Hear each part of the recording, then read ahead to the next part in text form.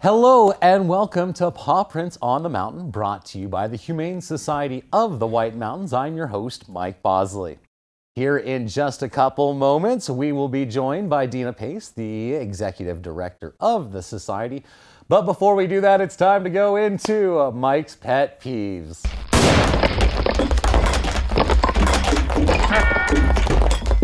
The Mike's Pet Peeves is definitely my opinion, not the opinion of anybody important or the society or the board, or it's just me to you.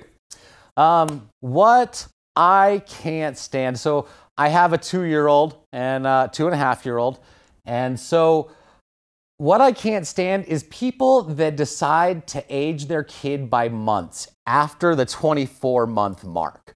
Like, you know, I get it if your kid's like, hey, he's 16 months. Well, that's great because 18 months is the size of clothes I need to fit for your kid. I get that all the way up to 24 months. This person came up to me and said, hey, that's a cute kid. How old is he? And I said, oh, he's 2.5. Great. How old is your kid? They said 34 months. 34 months? Is this like math equation time? Do I need to break out my smartphone for this? Why can't you just say, he's almost 3? Why did you really need to take it to that extra level? So I believe there should be a law after 24 months, your kid is either half or a whole. Welcome to the adulting, kid. 34 months. What I can't stand more than that, and I know this is gonna sound like a broken record, is animal abuse in general. Now, we are here in winter, so of course I can sound like a broken record about leaving your animals outside. I can sound like a broken record about bring your cats inside because my neighbor's dogs don't bark all night. My neighbors shouldn't have their dogs out all night, but you know, it's really all of that. But just in general is animal abuse. Now, I don't know. I'd like to check with, I guess I should have done that before the show. But Texas just passed a law that I'm super stoked. If we don't have it in Arizona, then I'm going to be on the phone with my legislator. You cannot have a dog chained up for more than 2 hours or it becomes a felony. Amazing. Way to go, state of Texas. I don't think there's anything like that in this state. It is huge, and it is a huge step in fighting animal abuse.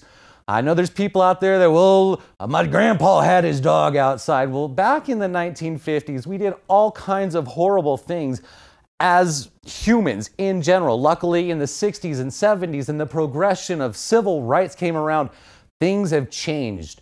You don't get to leave your dog chained up outside day or night anymore. We're past that. So that's what I can't stand more than 34-month-old kids.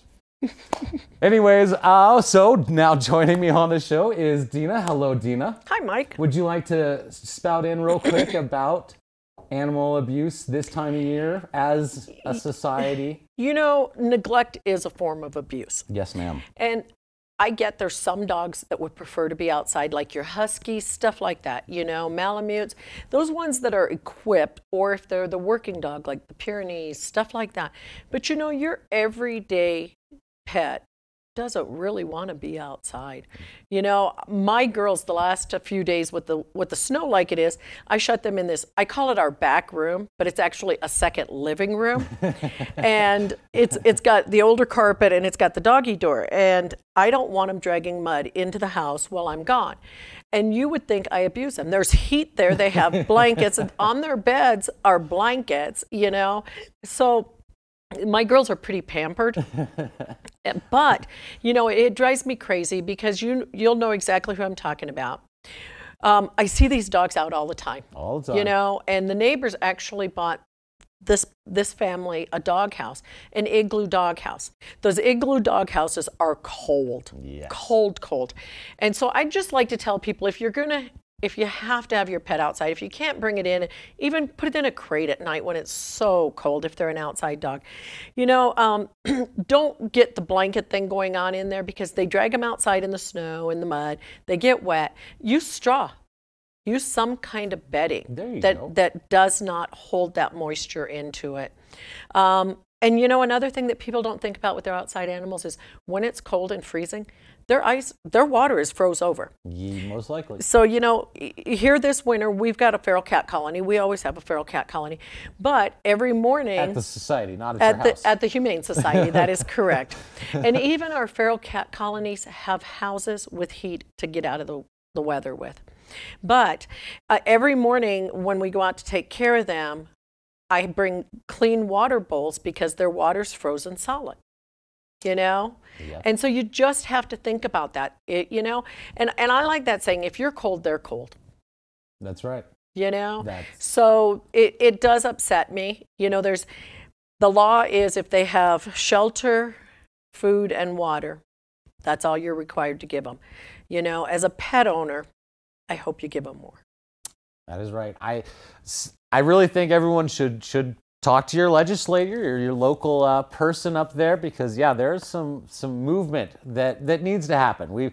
We're seeing a change in society in general, in directions, and some of those directions I may not approve of. Right. But at the same, let's make some forward progression on animal abuse and that sort of thing. Yeah, you know, there's dogs that you know, I watch on Facebook all the time. Someday, Mike, someday. But, you know, they're escaped artists. Yes. I get that. Right. I get it. I've had them. I've got a 3-legged dog that will dig out of any fence.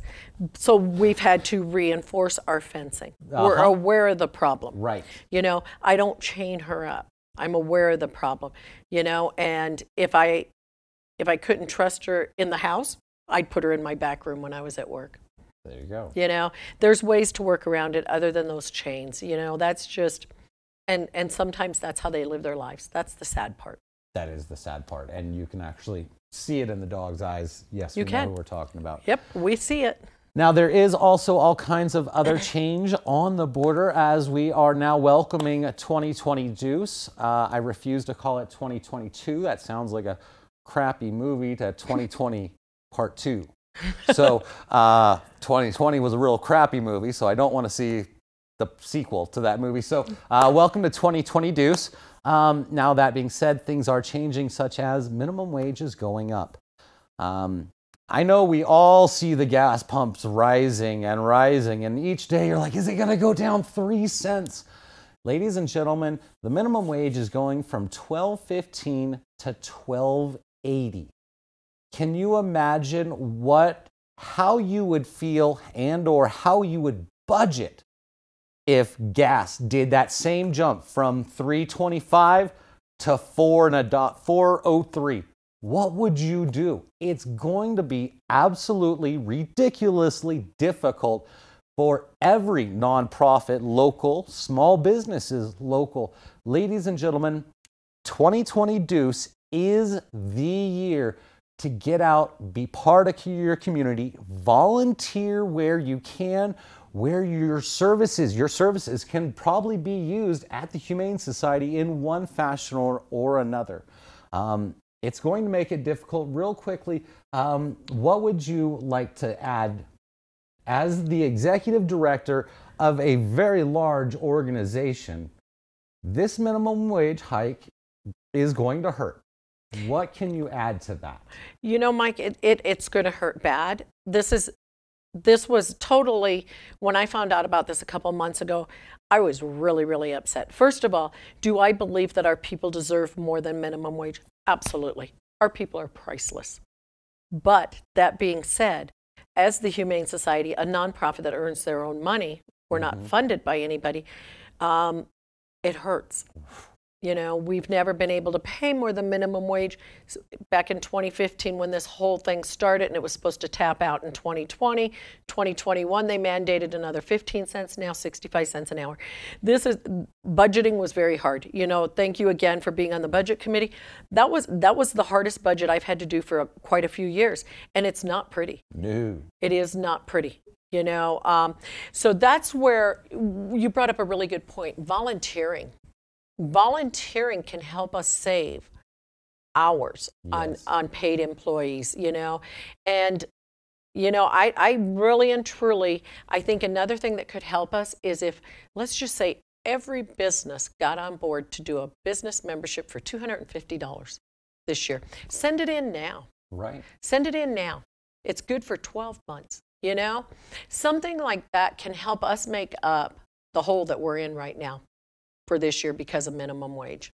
It's not pretty, you know, and people that don't have a business or pay taxes, they don't realize that as an employer, you have to match the Social Security and the Medicare part. Right. And that's a 7.65%. Then you've got unemployment on the first $7,000 that every employee makes. It all adds up. Oh, yes. Big. Oh, yes. So anything people can do to help us or any other nonprofit or small business. But I hope you choose us. I hope you choose us to come and volunteer. You know, we can use help in the front office. We're going to try and get away without putting a second receptionist in at the front office. That means we've got to have volunteers in there helping our Cassie. Right. You know, laundry, dishes. There's so many things. The Doghouse Thrift Shop. There are so many things that people can do to help us. And that way, we're putting out the bare minimum still that we have to, and the rest stays right there for the animals. Right. We do have a couple other big announcements for welcoming and here on the new horizon of 2020 Deuce.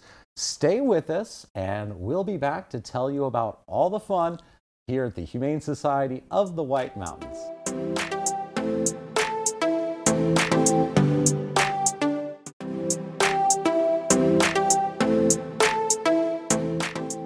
Welcome back to Paw Prints on the Mountain, brought to you by the Humane Society of the White Mountains. I'm your host, Mike Bosley. Joining me is Deena Pace, and we were just talking about some new adventures and new horizons here for 2020 Deuce. Would you care to break the news to the public? About me? Yes, ma'am. So I have decided after 14 and a half years, I am going to retire at the end of this year. It's like a happy sad. Like it is a happy it's a sad. Happy it is sad. It is. You know, this organization is in my heart and soul, but I'm ready to do some things for me. I think you have saved countless lives. You have made numerous families whole. I'd say it's time to take care of yourself for a little bit. I'm super, super excited for I you. am excited. And so we're looking for someone to replace me, someone to work with me for this year. Right. And be ready to take over the beginning of 2023. Before we actually dive into that, I actually need to stop you. So you have saved countless, you've done numerous, you've always had a right hand right next to you. I have. And we have some amazing news. So putting the spotlight back on you, would you please break the news to the public? So everyone that's affiliated with our HSWM family knows that Debbie is my right hand. Yes, she is. And we just want to congratulate Debbie. She just had, her and JC, her husband, had a beautiful baby girl. Her name is Kimber. Yes. 6 pounds. So my right hand is gone for the next 6 weeks. Right. So I got all kinds of things like octopuses, you know, helping here. So, you know, but Debbie is very appreciated out there, and just a big congratulations to her. It's a beautiful addition that she's added to her personal family and to this Humane Society family. Yes, she has. So Ruger, her son, is growing up in here, and so will Kimber. And yes, it is a beautiful family, beautiful young lady, Yes. and very happy that all mom and baby are doing well. Absolutely. And I, to the rest of the staff, if you are watching, buck up. But I know you can, and you know it's for your girl. So. And you know what? The staff has bucked up all year. Yes, we have been running shorthanded. Yes, they have. You know, and really and truly, we are blessed with an amazing staff. Yes, you both are. at the shelter, at the Paws unit, and also over at our Doghouse Thrift Shop. Now, speaking of the Doghouse Thrift Shop, there's also something new going on over there recently. There is. So Jeremy has been with our organization for 5.5 years. Yes. Did you notice I didn't do that in months? 5.5 years. And Jeremy is now the new manager over there. Yes, congratulations to Jeremy. He's doing a great job. He's got a great team over there of staff and volunteers that are, you know, and that Doghouse Thrift Shop is our everyday fundraiser. So please, when you're cleaning out things, you're donating, remember us, because all of those proceeds come right back to support these homeless animals. Valentine's Day is right around the corner. Maybe you have a significant other that thinks it should be Christmas all year round. Good news, we've still got the Christmas room. Let's see, there's just about anything and everything throughout the Doghouse Thrift Shop. Check that out. There's also birthdays and all kinds of reasons to go to the dog. Basically, it's a great bargain, and which is good enough reason to go every single day. Right, and with the minimum wage going up, the bad thing is everything else is going up too. Okay. So, you know, everything but our good pricing at the Doghouse Thrift Shop. You know, it's affordable. And I know that we did not raise the fees for adoption. We did not. We did not raise those. You know, Mike, we struggle as it is with the fees that we have sometimes, just because, let's face it, a lot of people don't have the money. Right. You know, but what we want them to take in consideration is with every fee, this animal is spay or neutered, they're microchipped, they're up to date on their vaccines, they come with a free wellness check to the vet of your choice up here, and 30 days free pet insurance. The wellness check alone is more than or equal to the price of the adoption. Absolutely. And huge shout out to all of our local vets. Most of them actually just donate that visit back. You know, we do have quite a few that do. At the end of the year, they send us something and says, this is how many visits we did this year. Thank you for being you. And so shout out to all of our local vets, everybody that really is part of the Humane Society family.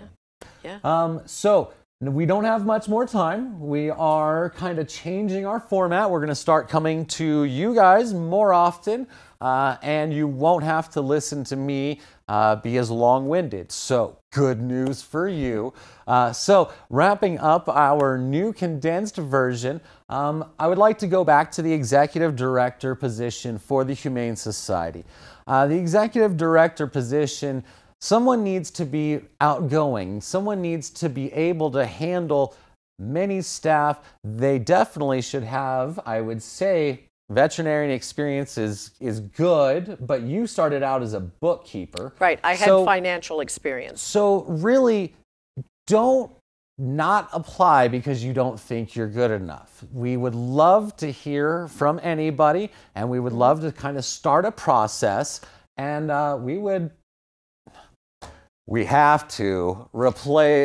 we have to put someone else in Deena's position after she retires. Yeah.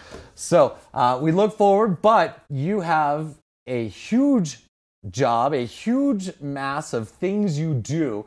So we really want to get somebody in there so they have a whole rest of the year to learn what you do. Right. And we all know that they will learn in that year a sliver of what you do. Well, yeah, you know, it's like any job. You've got 14 years experience. Exactly, you know, and you start one, you know, you have a plan. Right. But you better be ready to go all the way from A through Z, you know, and fundraising, because our fundraising's starting. That's right. So do need fundraising capabilities. Yeah, well, they can learn that. Yes. Come out, see me. If you're interested, bring your resume, come out, see me. We've got a committee that's going to be working on this, and we're going to get the word out even more. This is our first time of putting it out there. Yep. So it is something that's, you know, and compassion. And so when you started at the Humane Society, how many pets did you have? I had 4. You had 4. And you currently still have? 3. 3. Okay. All right. So it is possible not to become a cat woman just Don't because ask of the me job. how many we've fostered, though. Never mind. We will do that for another show. Thank you. We'll see you next time here on Paw Prints on the Mountain.